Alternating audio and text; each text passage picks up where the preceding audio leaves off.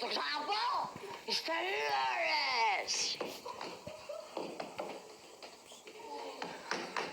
Θες να τους πατήσεις κάτω, Θέλω το αγόρι μου, Ανίτα. Θέλω τον άντρα της ζωής μου. Περιμένετε, Να έρθει τώρα και να με πάρει. Λέρες, λέρες. Θα σας πατήσω κάτω όλους. Να φύγετε από δίπλα του. Τώρα. Όλοι να φύγετε από δίπλα του.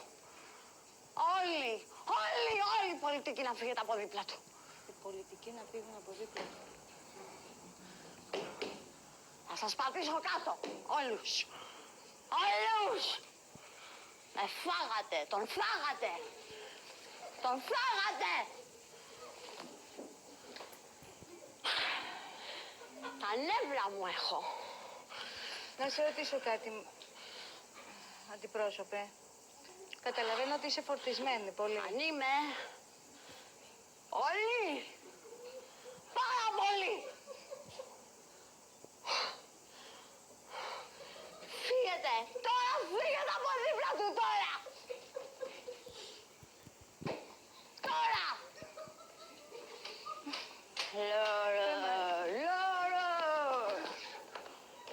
Λόρες. Να φύγετε τώρα, ρε.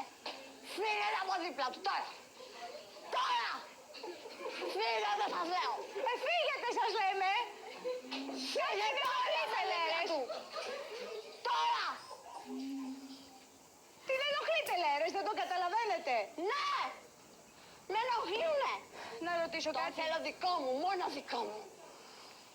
Περίμενε, να γίνουμε λίγο σαφείς. Να γίνουμε. Οι Λέρες είναι άνθρωποι. Είναι πολιτικοί. Είναι πολιτικοί. Μου τον έχουνε πάρει. Μου τον πήρανε. Για το Γιάννη μιλάς. Όχι. Έχει Όχι. τελειώσει ο Γιάννης από τη ζωή σου. Τελείως. Για τον νεκροθάφτη, τον σύζυγό σου. Όχι. Όχι. Ποιος είναι αυτός? Μιλάω για το αγόρι μου. Το αγόρι μου. Υπάρχει καινούριος άντρας στη ζωή σου. Υπάρχει. Μου να τον αποκαλύψω. Θέλω να τον αποκαλύψω. Λέρες. Λέρες. Όταν λες να τον αποκαλύψεις, δηλαδή θα πεις, θα τον έχεις φέρει εδώ, θα μας πεις ποιος είναι. Όχι, αλλά με βλέπει από εκεί που είναι όμως. Με βλέπει. Έλα να με πάρεις αγόρι μου. Έλα να με πάρεις να φύγουμε στα ξένα μαζί. Έλα.